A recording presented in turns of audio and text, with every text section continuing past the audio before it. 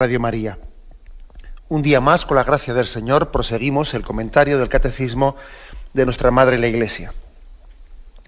Y vamos a concluir hoy, si Dios quiere, un apartado al que dedicaremos con el programa de hoy 3 días, hemos dedicado 3 días, que tiene como título La moralidad de las pasiones. Nos faltan los 3 últimos puntos, el 1768 al 1770, que son los que hoy comentamos. Estamos poniendo las bases de lo que podríamos decir lo que es la exposición moral, antes de ir describiendo pues, los distintos mandamientos. Estamos hablando más bien ahora de lo que podríamos decir son las fuentes de la moralidad o los presupuestos de la moralidad. Y bien, en lo referente a las pasiones, a la relación entre las pasiones y la vida moral, proseguimos, el punto 1768. Los sentimientos más profundos, dice así, no deciden ni la moralidad ni la santidad de las personas. Son el depósito inagotable de las imágenes y de las afecciones en que se expresa la vida moral. Las pasiones son moralmente buenas cuando contribuyen a una acción buena y malas en caso contrario. La voluntad recta ordena al bien y a la bienaventuranza los movimientos sensibles que asume. La voluntad mala sucumbe a las pasiones desordenadas y las exacerba. Las emociones y los sentimientos pueden ser asumidos en las virtudes o pervertidos en los vicios. Bueno, pues desgranando, como tenemos costumbre de hacer, los contenidos de este punto, el 1768. Algo que yo creo que es muy iluminador, y esto además es muy práctico en nuestra vida espiritual, esta afirmación que se hace que los sentimientos no son los que deciden la moralidad ni la santidad de las personas. Esto, ¿por qué digo que es muy práctico? Pues cuántas veces un sacerdote, un director espiritual, pues escucha a una persona que tiene verdaderamente tiene un gran peso encima, porque es que él percibe como que está subyugado, o sea, está esclavizado por determinados sentimientos o emociones que no consigue vencerlos o quitárselos de encima, ¿no? Por ejemplo, igual una persona dice en el sacramento de la confesión, ¿no? Dice: Padre, yo no consigo perdonar. Y claro, cuando una persona te dice eso, claro, en sí mismo es algo grave, ¿no? Jesús nos dice que perdonemos. Pero cuando esa persona te dice no consigo perdonar, y tú hablas un poco con ella, etcétera, pues a veces fácilmente uno lo que percibe no es una voluntad de no perdonar, sino que esa persona pues tiene unas emociones en la que le sobrevienen toda una serie de recuerdos, etcétera, de aquello que ocurrió, aquello que pasó, y entonces esa persona se conmociona, etcétera, y le vienen sentimientos interiores, pues de rabia, sentimientos, etcétera. Entonces esa persona cree o tiene un remordimiento, ¿no? Cree que no ha perdonado.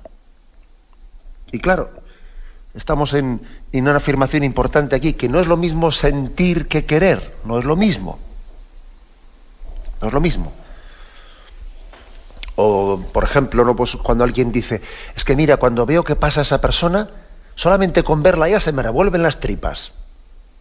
Es que se me revuelven, ¿eh? Me pega un bote el corazón cuando lo veo pasar por delante. O uno dice: es que mira, me gustaría, pero verdaderamente siento unos celos interiores que no puedo controlar, porque me doy cuenta que solamente estar esa persona cerca me suscita, es que se me mueven unos celos, es que tal y que cual, ¿no? Bueno, entonces es que es muy importante distinguir entre el querer y el sentir. El querer y el sentir. Y no es tan difícil distinguir una cosa de la otra. Por ejemplo, esa persona que dice: yo es que creo que no le he perdonado a esa persona, me gustaría perdonarle, pero es que no le he perdonado. La prueba de que no le he perdonado es que cada vez que me hablan de ella, por dentro es que se me revuelven las tripas, ¿no? Y se despiertan en mí recuerdos. Y Y claro, pues igual ese sacerdote le dice en el sacramento: usted ha rezado por ella, reza por ella, está dispuesto a rezar por ella. Y si esa persona dice: no, sí, yo quiero rezar por ella, y yo le pido a Dios para esa persona hacia la que tengo esos sentimientos turbios, ¿no? Le pido a Dios lo mejor para ella. Hombre, pues si usted es capaz de hacer eso, en su voluntad le ha perdonado. Otra cosa es que sus sentimientos y sus emociones anden revueltos, ¿no? Pero en su voluntad le ha perdonado. Sin embargo, si le da ese consejo, ¿no? Le dice: usted ha rezado por ella o está dispuesto a rezar por ella, pedir por ella. ¿Cómo voy a hacer eso? Yo no estoy dispuesto a rezar por esa persona. Hombre, entonces es que verdaderamente su voluntad no le ha perdonado. Entonces ya no es únicamente cuestión de unos sentimientos revueltos, ¿no? Que uno no consigue controlar. Es que en la voluntad, en el fondo, hay una decisión. Hay una decisión libre de no perdonar. Eso es distinto ya. Por eso digo que no es tan difícil, ¿eh?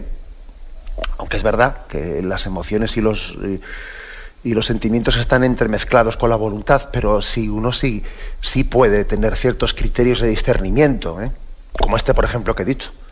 El que alguien le pida a Dios, ¿no?, por el bien de esa persona, o le parece totalmente improcedente, ¿no? ¿Cómo voy a pedir yo por ese? ¿Qué voy a rezar yo por esa persona con lo que me ha hecho? Entonces, tú no la has perdonado, tú no le deseas el bien. Bien, como esto puede, o sea, de alguna manera esto nos somete a consideración la situación del hombre real. Nosotros tenemos unos sentimientos y unas emociones, pues que muchas veces nos sobrevienen, nos sobrevienen. Es más, a veces hasta la misma manera de decirlo, de expresarlo, pues solemos ser muy gráficos. No sé si lo hacemos conscientes o inconscientemente, ¿no? Pero cuando alguien dice: es que a veces me viene unos sentimientos de rabia o de tal o de cual, ¿no? Y hasta decimos me viene. Y lo expresamos con esa palabra, siendo conscientes de que hay cosas que no nacen de una voluntad consciente, libre y madura, no, sino que son cosas un poco sobrevenidas, ¿no? Que uno es más sujeto paciente que sujeto agente de ellas. Las padece más que las quiere, ¿no? También esto hay que tenerlo en cuenta. Aquí tiene mucho que ver el tema de la imaginación. Esa imaginación, o sea, los sentimientos y las emociones también a veces se pueden originar mucho por imaginaciones.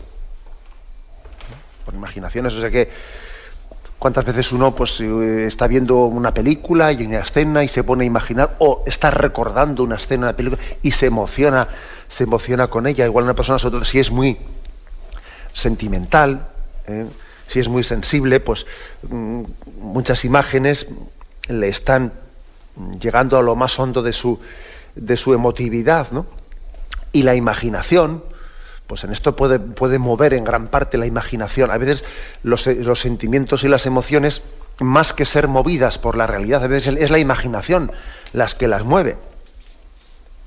Esa imaginación de la que dijo Santa Teresa de Jesús que era la loca de la casa. Ojo, la loca de la casa le llamó, queriendo con ello expresar pues que es algo que no está muy sometido a disciplina, ¿no? Una expresión más gráfica no puedo buscar. La Santa de Ávila.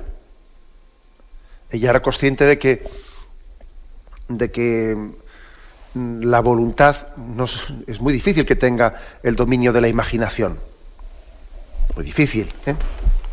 Y no digamos nada de los sueños, que hay personas que igual también sufren mucho porque tienen un tipo de sueños que, aparte que se les hacen muy reales, les resultan muy gráficos, que parece que si estuviesen despiertos, o sueños que uno ha tenido medio despierto, medio dormido, y por los cuales sufre y tiene remordimientos y tal y cual, y no debemos entrar, como se dice popularmente, a ese trapo. No hay que entrar a ese trapo, pues porque sabemos que esa imaginación es la loca de la casa y no forma parte de nuestra voluntad. Y como dice el refrán, no hay mayor desprecio que no hacer aprecio. Y no es lo mismo lo que yo he sentido o un determinado, digamos, movimiento sensitivo que haya podido tener, no es lo mismo, no digamos ya lo que he imaginado en un momento determinado, una imaginación que me ha sobrevenido, o no digamos ya nada de lo que he soñado. No es lo mismo todo eso que lo que yo he querido. Muchas veces algunas personas dicen, si supiese usted, a veces igual en los momentos más santos, igual estoy comulgando y de repente me sobreviene un pensamiento, una imaginación que me avergüenzo de ella, porque qué cosas me vienen a la cabeza en ese momento. Pero bueno, no hagamos ni caso de eso. Que el mayor desprecio es no hacer aprecio.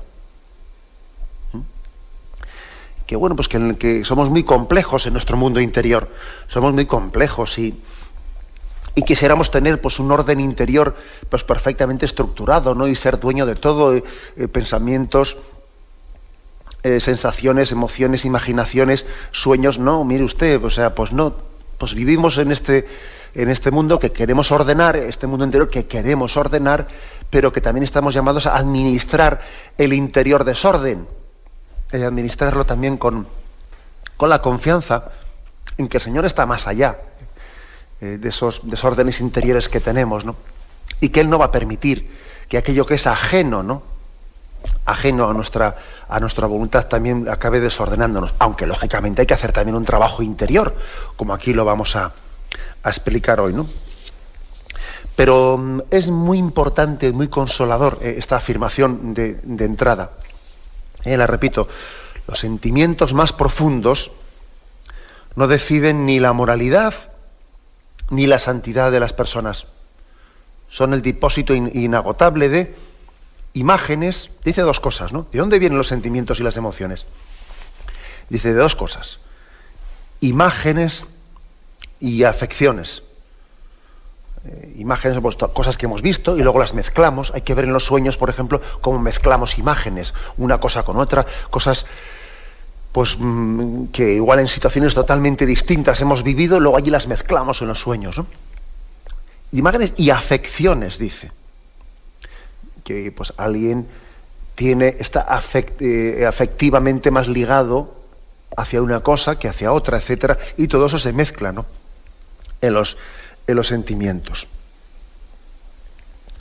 Pero bien, dando un paso más, hay que decir que en la vida espiritual muchas veces el Señor nos pide que nos abramos camino incluso en contra de, o al margen de, o ignorando, o disciplinando muchos de estos sentimientos y emociones y imaginaciones, bueno, pues que son desordenados y que no llegamos a... Pues sí es cierto. Y uno de los grandes males que existen pues en una concepción de vida espiritual poco madurada, ¿no?, es que a veces se llega a confundir, fijaros bien, el creer con el sentir. Y eso es un error muy grande. No es lo mismo creer que sentir.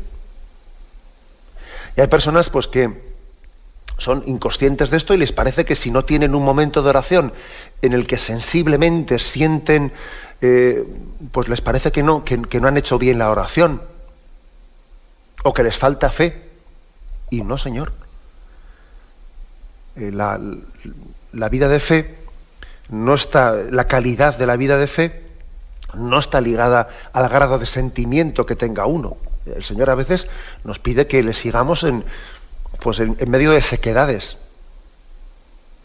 en medio de una voluntad pues que no siempre está acompañada de afectos y gustos interiores, sino igual pues de sequedades, incluso hasta de pruebas interiores en las que el Señor pide que nos movamos solamente por la luz de la fe, e incluso teniendo que contraponernos a sentimientos, etcétera, de cansancio, de que nos apetecería sencillamente pues no seguir rezando porque estoy cansado, porque estoy tal, porque estoy cual, no me apetece, no gusto, no siento nada. Claro, pues no, Señor, el creer no es lo mismo que sentir. ¿Cuántas veces se dice por ahí, no? Hay que rezar o hay que ir a misa cuando uno lo siente. Cuando te sale de dentro se dice eso, ¿no? ¿Qué es eso de ir a misa o de ponerse a rezar por obligación? o porque lo tenemos así dispuesto. No, no, hay que rezar, hay que ir a misa cuando tú lo sientes, cuando te sale. Eso, con todos mis respetos, eso quedará muy, muy progre, ¿no? Pero es que eso es ponerte en las manos de la tentación. Es ponerte en las manos de la tentación, porque entonces tú estás supeditado a tus estados de ánimo. Estás supeditado, o sea, supeditas tu vida espiritual, la supeditas a tus altibajos. Vamos, el que procede con esos criterios, desde luego el demonio tiene que estar encantado, porque lo tiene en sus manos, vamos. Tiene que hacer muy poco esfuerzo para apartarle de la vida de oración. Pongo este caso concreto, ¿no? Del error tan grande que se deriva de equiparar pues fe de sentimiento. Pues es que no. Muchas veces la vida espiritual consiste en un caminar oscuro, guiados a la luz de la fe, que ilumina la razón y mueve la voluntad, incluso abriéndose paso, pues como ocurre cuando uno va por la selva, que coge el machete y empieza a abrirse paso entre los matorrales, porque es así. Somos así, o sea, que es que eso forma parte de nuestra vida. Y cuando San Ignacio de Loyola decía, pues que si alguien estaba rezando, ¿no? Y entonces comenzaba a tener pues unos sentimientos de cansancio, de hastío, y que le empujaban a dejar la oración, a dejarla colgada, ¿no? Bueno, ya vale, ya si me falta un rato únicamente, pues lo dejo, lo interrumpo. Y él decía, quieto, parado. Si te faltaban 5 minutos, un cuarto de hora más. Venga, no. Claro, pues porque él, ¿qué es lo que estaba haciendo? Pues educar los sentimientos, las emociones, las apetencias, educarlas, porque entendía que una de dos, o cojo yo aquí el látigo y gobierno mi vida, o soy arrastrado. Pues es un gran consuelo, el escuchar esto de que los sentimientos más profundos no deciden ni la moralidad ni la santidad de las personas. Sencillamente, bueno, pues es un depósito que está ahí, de imágenes, de afecciones, en que se expresa la vida moral, pero la vida moral no se juega a ese nivel. Esto, digamos, forma parte del escenario en el que yo me muevo. Y hay que tenerlo en cuenta, claro. Pero, continúa, las pasiones serán buenas o serán malas cuando entren en el campo de la voluntad que las haya ordenado al bien o que haya sucumbido a ellas, ¿no? Incluso las haya exacerbado, porque, ojo, no veamos siempre en esa imagen que yo en programas anteriores he utilizado, ¿no? Pues de esa auriga o de ese carro que es conducido por unos caballos, imagen de las pasiones que tienen que ser conducidos por unas riendas, etcétera. No veamos siempre que son los caballos los que tiren o los que corran, bueno, que corramos el riesgo de ser por ellos arrastrados, ¿no? También a veces el mal chofer, el mal conductor, es el que por tener criterios equivocados, es él el que les hace ir a los caballos por mal camino. O sea, que igual no son los caballos los que te han llevado por un camino que tú no has sido capaz de sujetarlos. Es que igual tú les has marcado un camino equivocado, igual ha sido la razón mal formada por criterios y por ideologías falsas, ¿no? Con unos cimientos mal formados, los que han conducido a los caballos pues a caminos, a las pasiones, ¿no? A caminos de perdición. Pues el resumen es que, bueno, pues que las emociones y los sentimientos, bueno, pues deben de ser, ¿no? Pues integrados en las virtudes para que no sean pervertidos en los vicios. Y aquí, pues esto, pues no hay punto intermedio. O luchamos contra ellos, o les reconducimos, los sublimamos, porque habrá que ver, ¿no? Hay ciertos sentimientos que sencillamente lo que hay que hacer es, pues, mortificarlos. Otros más bien reconducirlos, otros sublimarlos, o sea, dependiendo del grado, bueno, pues de cómo estén afectados o infectados cada uno, ¿no? A veces hay que reprimir, a veces hay que sublimar, a veces hay que reconducir, hay que purificar, dependiendo, ¿no? Pero el caso es que o esas emociones y sentimientos, ¿no? Las vamos purificando y integrándolas en las virtudes, y entonces unas virtudes que tengan también unos sentimientos bien conducidos son virtudes muy sólidas, muy sólidas.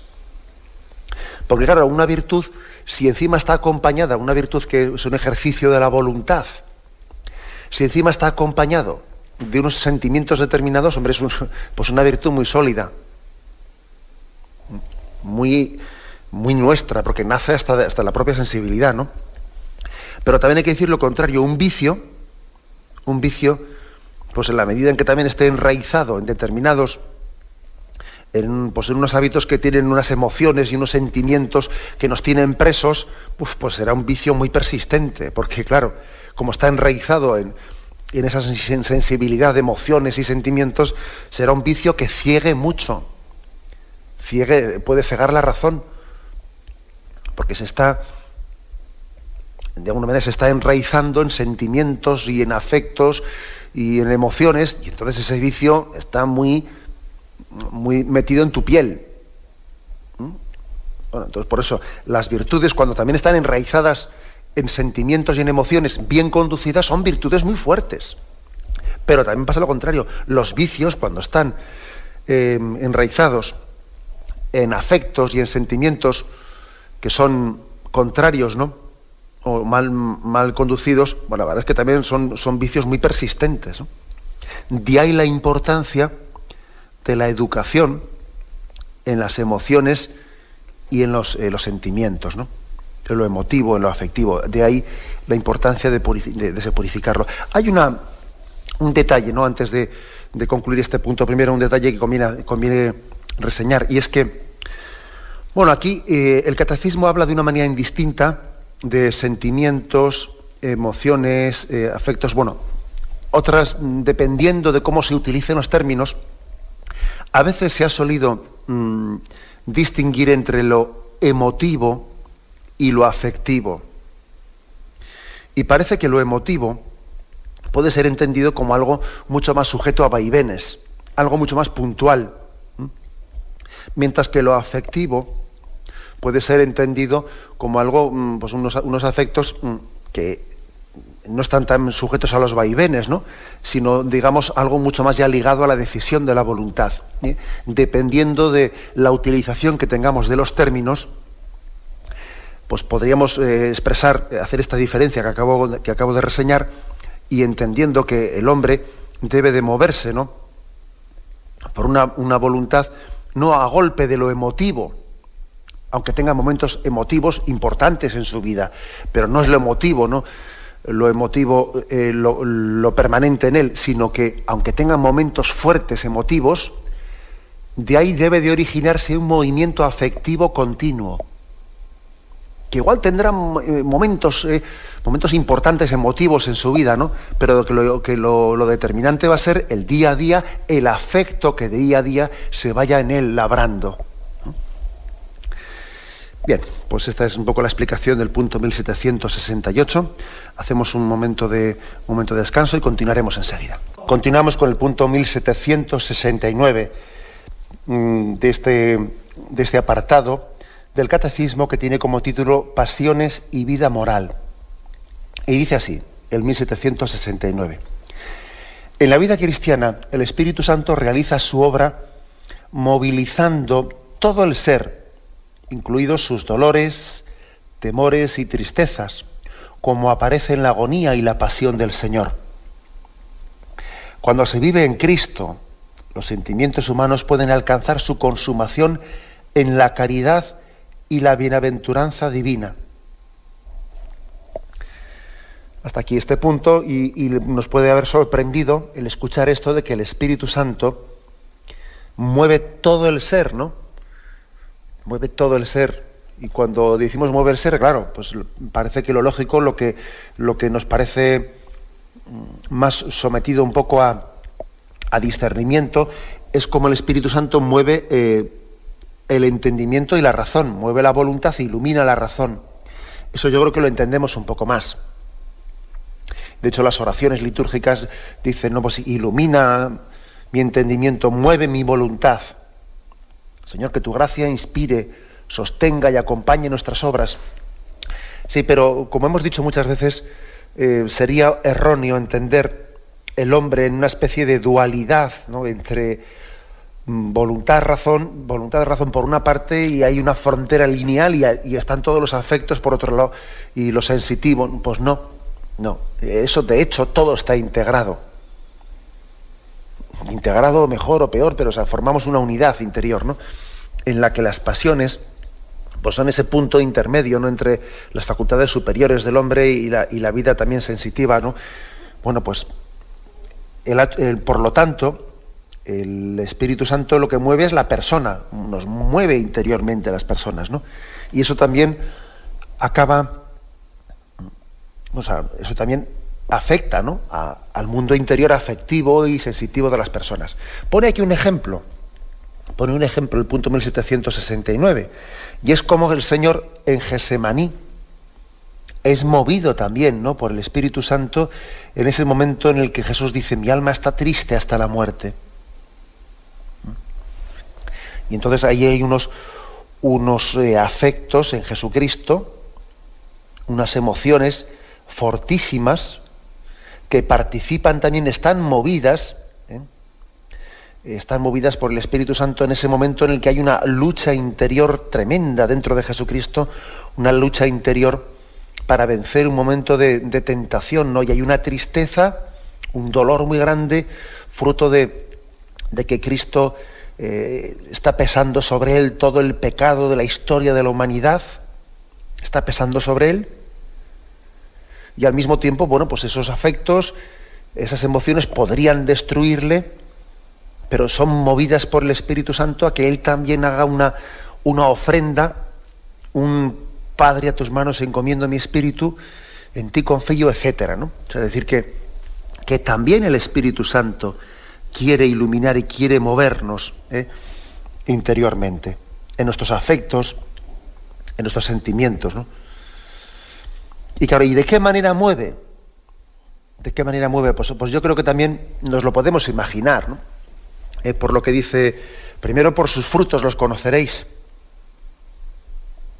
Para ver si unos afectos y unos sentimientos están movidos por el Espíritu Santo, no hay mejor regla, mejor discernimiento que ver por sus frutos los conoceréis. Desde luego es un peligro muy grande el identificar en esta vida ocurrencia e inspiración del Espíritu Santo. Es un peligro identificar lo que yo siento con lo que el Espíritu Santo me inspira. Eso es un peligro tremendo, claro. Entonces, la verdad es que para discernir, ¿no?, cuando el hombre está movido por el Espíritu Santo, pues no hay mejor regla que la de decir: ¿a qué me mueve? O sea, por sus frutos los conoceréis. El Espíritu Santo, claro que también mueve el hombre entero, incluido afectos, incluidos sentimientos, ¿no? El Espíritu Santo sopla y quiere movernos si nos dejamos mover, claro. Pero uno de los frutos de ese hombre interior, ¿no?, movido por el Espíritu Santo, será el fruto de la integración, ¿no?, de lo afectivo, de lo emotivo, en la voluntad, con la voluntad y la razón. Uno de los frutos del Espíritu Santo será la unificación del hombre interior. Que a veces una de las cosas de las que padecemos es como una fractura interior, ¿no?, entre lo que quiero y entre lo que deseo, me apetece, y o sea, sentimos la fractura del hombre interior. El Espíritu Santo nos mueve para integrar, para que tengamos humildad para aceptar lo que no puede cambiarse, ¿no?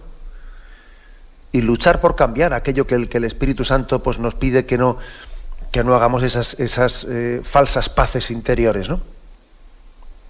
Como a veces me habéis escuchado en este programa, sin perder la paz y sin hacer las paces, aceptando aquello que no está en nuestra mano cambiar, ¿no?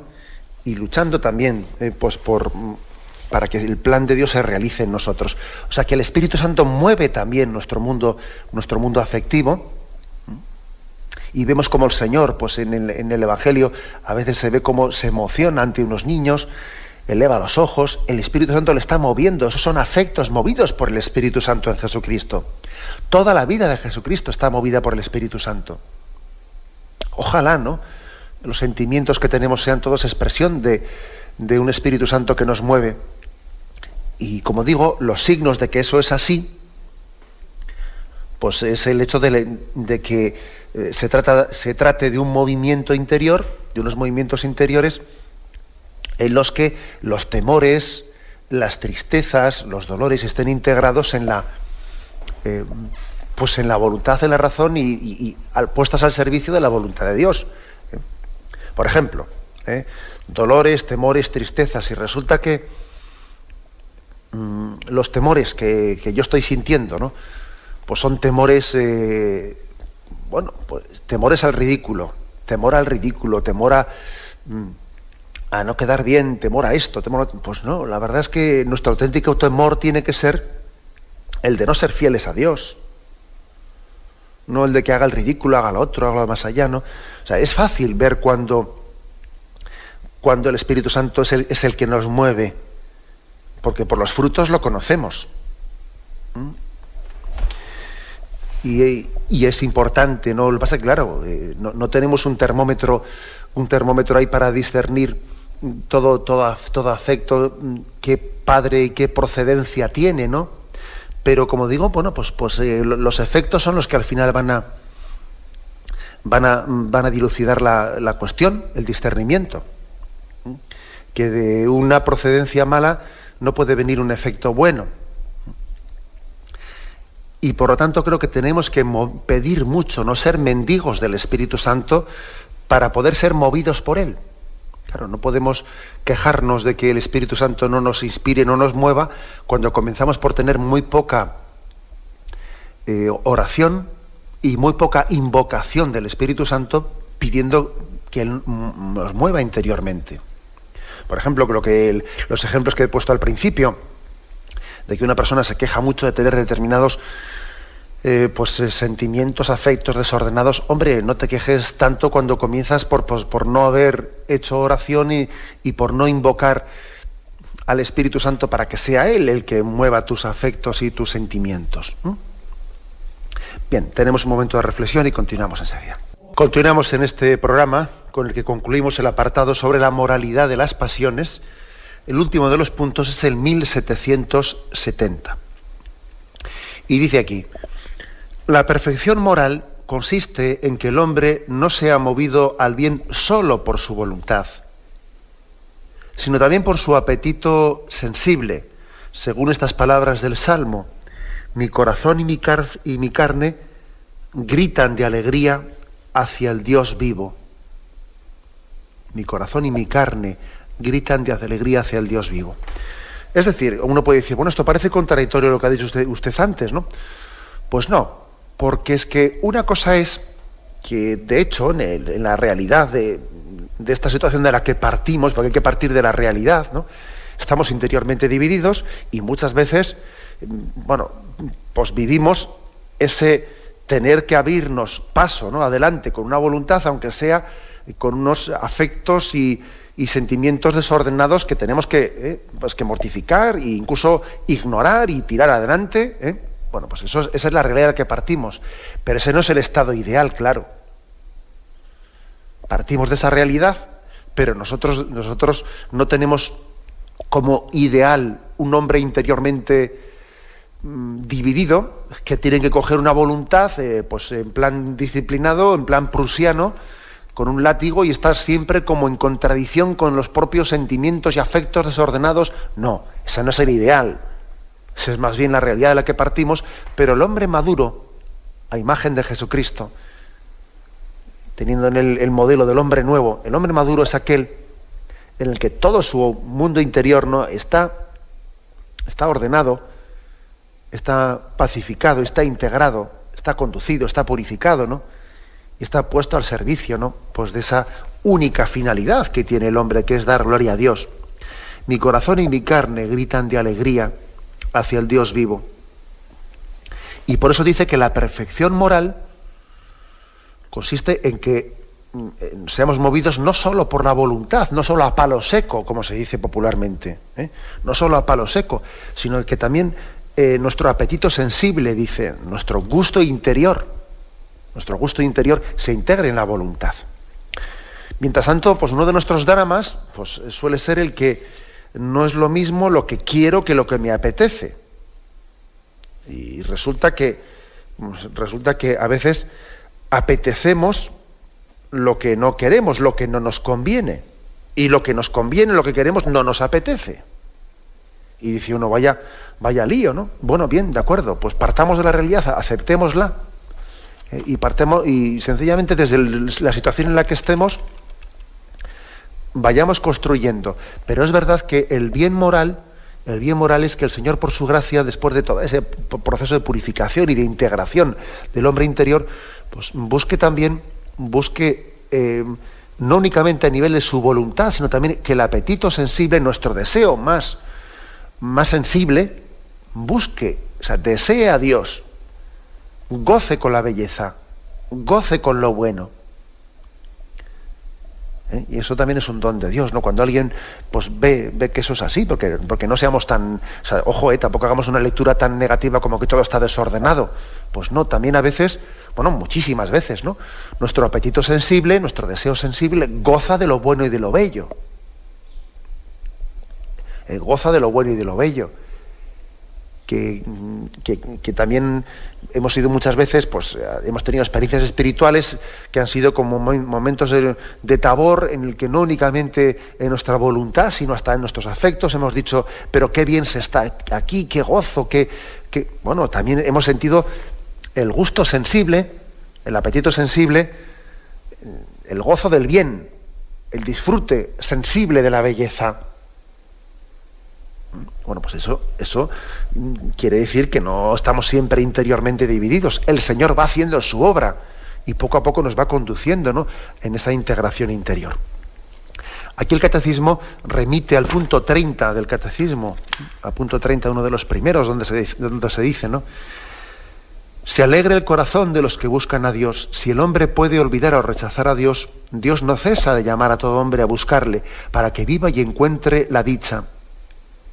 Pero esta búsqueda exige del hombre todo el esfuerzo de su inteligencia, la rectitud de su voluntad, un corazón recto, y también el testimonio de otros que le enseñan a buscar a Dios.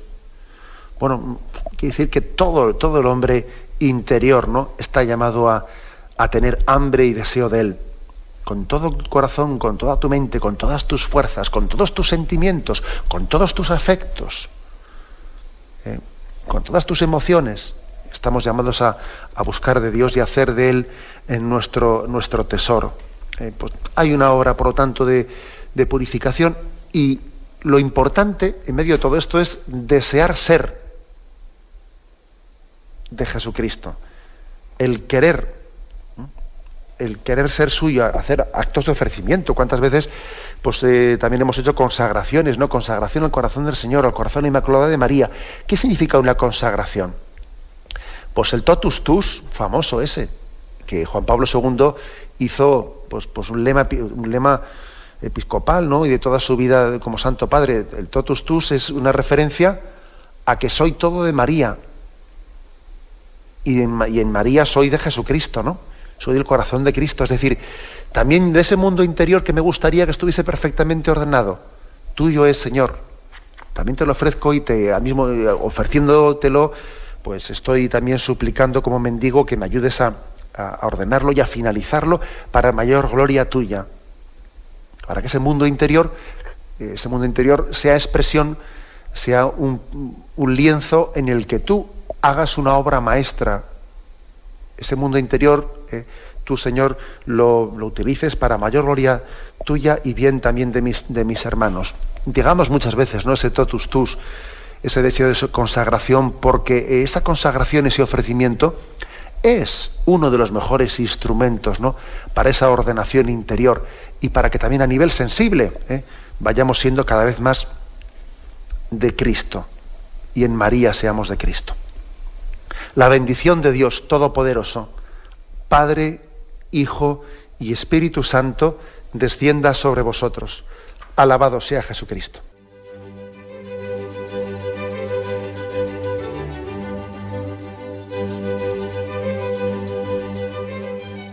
Finaliza el Catecismo de la Iglesia Católica, un programa dirigido por Monseñor José Ignacio Munilla, obispo de San Sebastián.